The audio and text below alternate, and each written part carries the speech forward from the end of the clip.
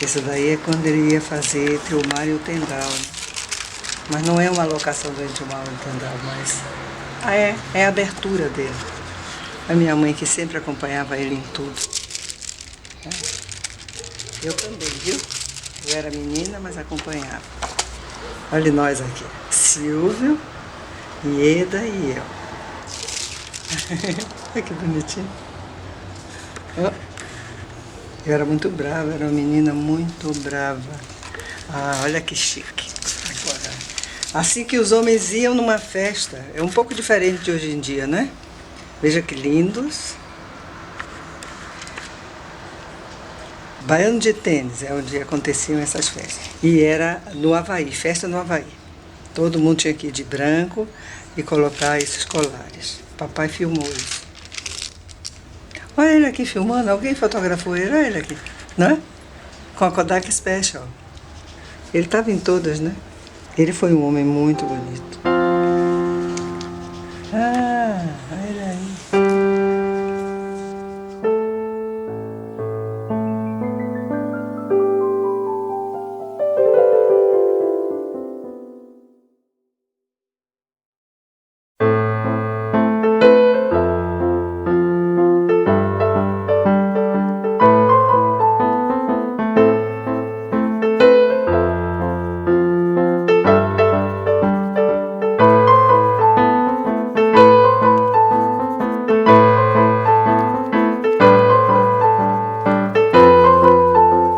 Quando tudo passar, eu vagarei pelos ermos com um tripé dos meus sonhos. Nas chapadas bravias, nas caatingas floridas, nas praias, nos coqueirais.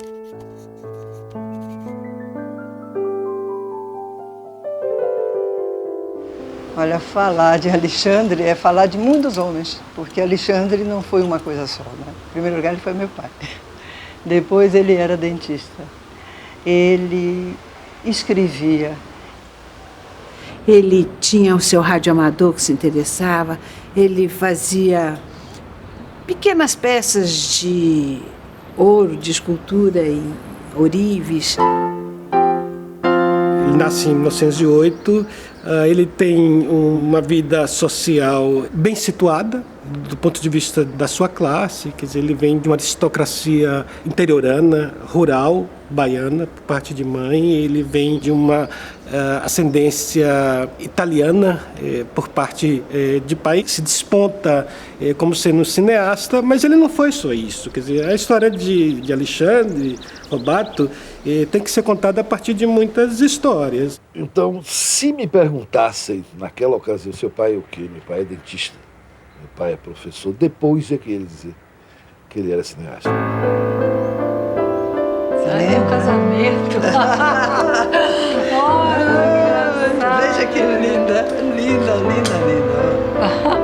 Robato chiquérrimo, né? Que lindo. O casamento teve que ser feito às 4 da tarde para ter sol para filmar. Não é um horário usual, né? De se casar aqui na Bahia. Sou eu aí, sim, senhor. Coisa gozada. Não me lembro disso, meu filho. Vocês têm mais memória aí do que eu. Agora, a clássica. Foto com champanhe, tomando champanhe. Silvio! Alto, magro, louro, com cara de alemão. Depois ficou a cópia de meu pai. É um contexto muito, entendeu, que é da classe, da burguesia baiana na época. Ele era um dos poucos da classe média que frequentava o Baiano de Tênis, o Yacht Clube, a Associação Atlética da Bahia, o Palace Hotel, não sei o quê. E, no entanto, ele era apaixonado pela cultura popular. Naquele tempo não era bonito ser negro. E meu pai achava muito lindo, tanto que fez vários filmes sobre isso. E essa geração é uma geração que eu não sei quem começou exatamente, Jorge Amado escrevendo, meu pai pintando, Mário Cravo, Gênero Augusto, veio gente de fora também para cá, né? O Robato filmando, que aqui na Bahia quem filmava era Robato, né? Ele tinha uma paixão muito grande pelos hábitos baianos, né, os costumes, e o fato dele ser originário do Recôncavo, né? A mãe dele era da Salbara, então ele tinha conhecimento disso. Era a vela, era o peixe, era a igreja. Isso tudo estava impregnado nele e ele poderia ter escrito, mas ele tinha acesso à máquina e resolveu se expressar através de um meio que era uma coisa raríssima, né? Se vocês estão dando toda a importância a alguém que fazia cinema naquela época, é que só tinha ele e mais uns 2 ou 3, né? Tipificam o Robato como sendo um cineasta voltado para a cultura negra. Isso é muito curioso, porque acho que não é uma perspectiva muito do exotismo. Há, de fato, uma vontade de conhecer que talvez seja própria a essa curiosidade intelectual local. E outra coisa muito importante foi o ambiente que nós tivemos a oportunidade de frequentar desde criança, da turma de arte daqui da Bahia, né? Porque ele era amigo íntimo de Mirabeau Sampaio, do Caribé, do Jorge Amado, Mário Cravo. E ficamos amigos, colegas, boas praças. Começamos a entender os capoeiristas, a puxada do xarel, enfim, a Bahia, da qual nos serviu muito de estímulo e de motivação no nosso trabalho. Eles tinham, eu diria, um olhar novo, muito diferente do que era o olhar antigo sobre a Bahia. Eu acho que é quando a Bahia começa realmente a olhar para si, é nessa geração, né? Tem até uma piada de Mirabeau Sampaio, né? Assim, eu digo que é uma piada, mas uma frase de Mirabeau Sampaio, no caso falando sobre meu pai, que diz que ele, Mirabeau, nasceu e se criou na Bahia e pode testemunhar que aqui na Bahia não existia nenhum negro. Negro foi uma coisa que apareceu quando o Caribé veio para cá. As capoeiras aconteciam nas praças, nas festas de largo. Nós é que começamos, eu e Caribé, sistematicamente a ir na Rua Peruás visitar, às quartas e domingos, a capoeira de Mestre Valdemar. Aí que Roberto entra. Então, realmente, capoeira, que naquela época ainda era malquista, não diria perseguida, mas malquista, foi um filme importante do meu pai, feito junto com o Caribé. Então, a música deles, meu pai gravou em discos.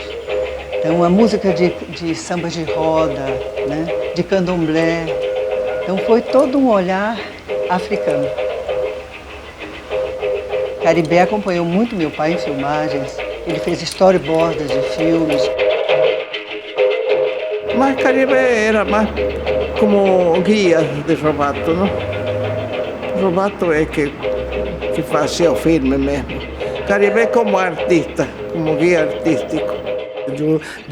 O filme é todo desenhado previamente, o que de certa maneira já dá conta de que o esforço do Robato, enquanto artesão, era também muito sofisticado. Quer dizer, não eram filmes aleatórios que alguém ia chegar lá e ligava uma câmera e começava a fazer.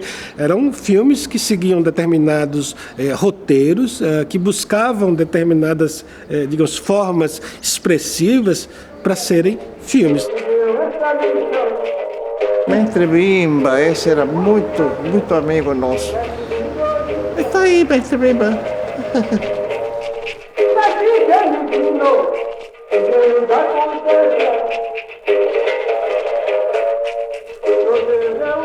Capoeira. Isso aí meio capoeira do tempo do Império. É isso aí.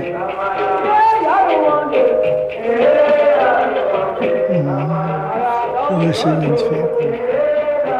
Traíra é esse. E ele tinha um jogo de capoeira baixo, não fazia saltos. E esse traíra é um cachoeirão.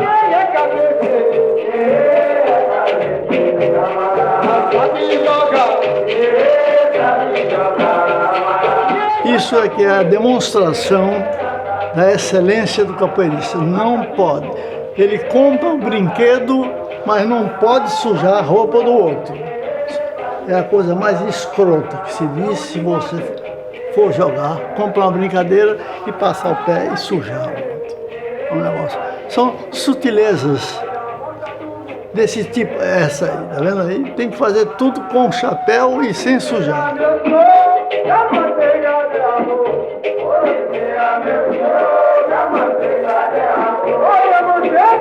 Já é requintado formalmente. Tem cenário branco e preto, com uma imagem elaborada, onde ficavam o coro que cantava, onde ficavam os capoeiristas, a roupa, o figurino. Então, influência direta de Caribé. Vadiação é, digamos assim, que por excelência talvez seja o documento mais importante que se tem sobre a capoeira e sobre a cultura negra baiana.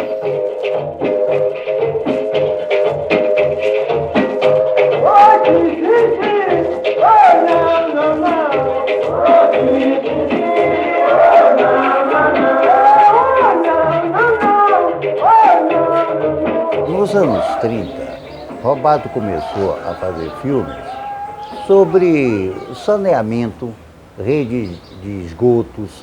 Ele filmava registros sem uma articulação narrativa. Nos anos 40 é que ele começa a fazer filmes mais elaborados, onde já havia uma montagem, já havia um sentido descritivo, como documentário.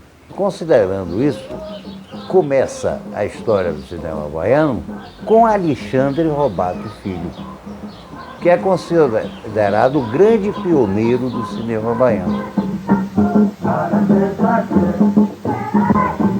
No começo do ciclo baiano de cinema, ele já era um homem de quase 50 anos de idade. Essa gente que estava começando a fazer cinema é gente muito jovem, é gente de 18 anos, 20 anos. Então, há uma distância geracional. Mas acredito que, provavelmente, os filmes do Robato, em particular, eu acho que Xarel e Entre o Mar e o Tendal, que são filmes belíssimos, que são filmes de 52, 53, têm uma relação direta com esse start do ciclo do cinema baiano em 55. É impressionante o que o Glauber praticamente não tenha feito referência aos filmes do Robato. Na Revolução do Cinema Novo não tem nada, nem outros escritos também eu não me lembro de nada em particular, mas a influência de Xarel, Entre o Mar e o Tendal e em Barravento, ela é patente. Você tem sequências iguais. E papai ficou zangado, não gostou disso.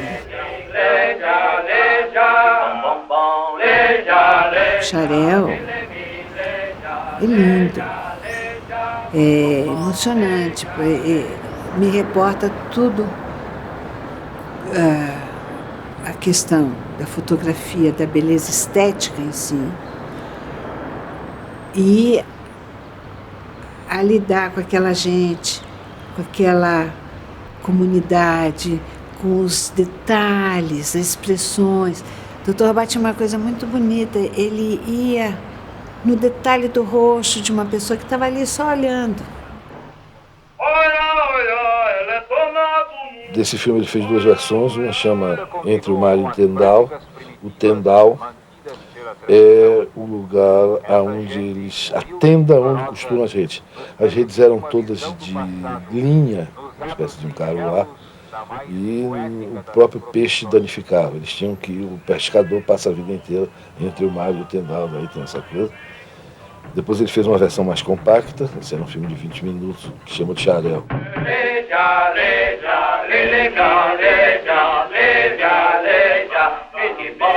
Um dos pontos de apoio de meu pai era o Cinema Educativo, o Instituto do Cinema Educativo do Rio de Janeiro.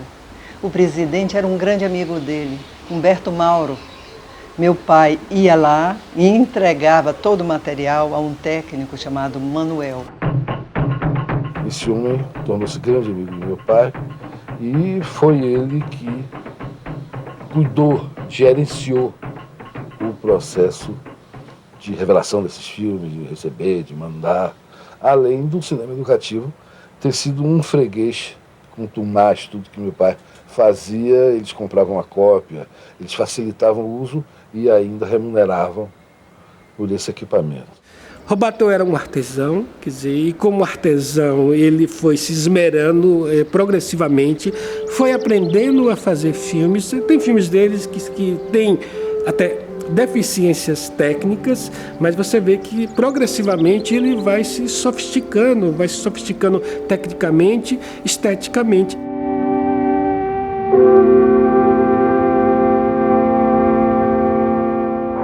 Eu acho que é um conjunto de filmes do Robato que claramente tem relação com esse conceito de filme de cavação. Quer dizer, no fundo, cineastas vendiam a ideia para uma empresa, recebiam, eventualmente, pela quantidade de metros de filme que iam produzir e acabavam, digamos assim, retornando esse produto para a empresa.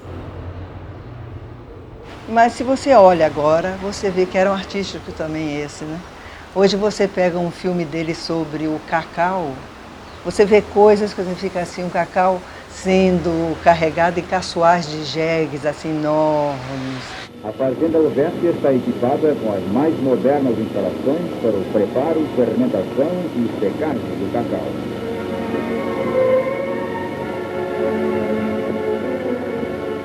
Ele sabia que aquilo valia, né?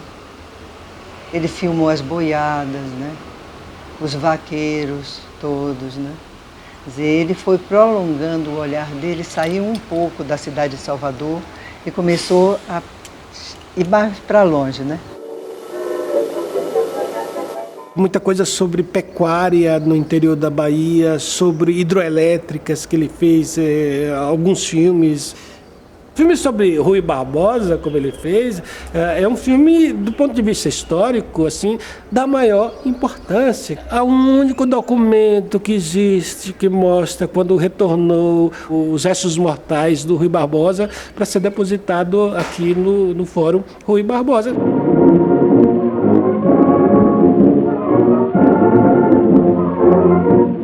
A loira baiana que partiu para a América ao encontro de fama e de fortuna regressa à sua terra natal ao curso de uma carreira relâmpago única em toda a história da cidade.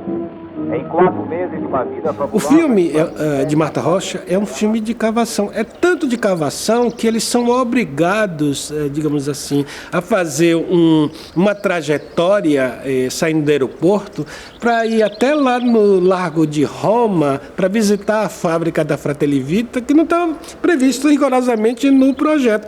Porque a Fratelli Vita é quem pagava o filme. Achei tão surpreendente aquele filme, porque aparece política. Primeiro, a ingenuidade de uma Bahia, que eu não sei o quanto o Dr. Robato tinha uma distância crítica do que ele estava filmando. De uma Bahia de um Brasil. O Brasil se rendeu aos pés de Marta Rocha.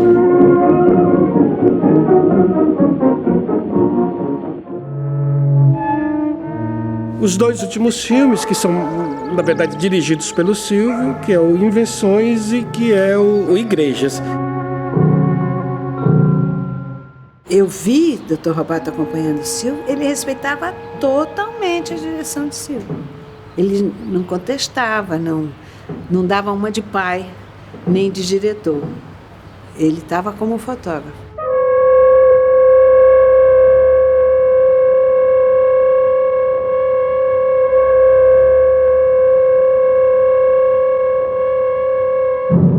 E depois Silvio fez Invenções, que foi uma recriação do espetáculo meu coreográfico.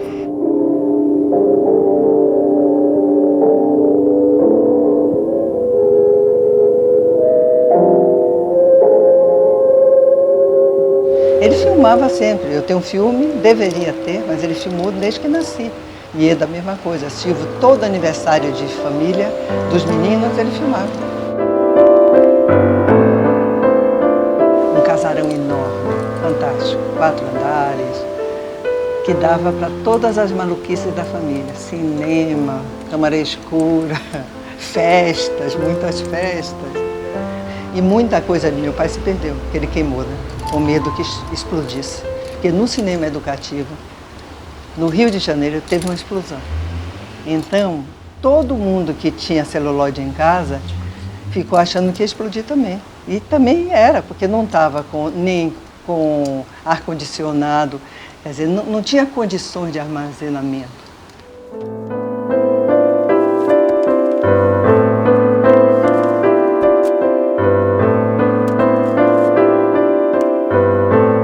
Ele explicava assim: o cinema virou uma indústria.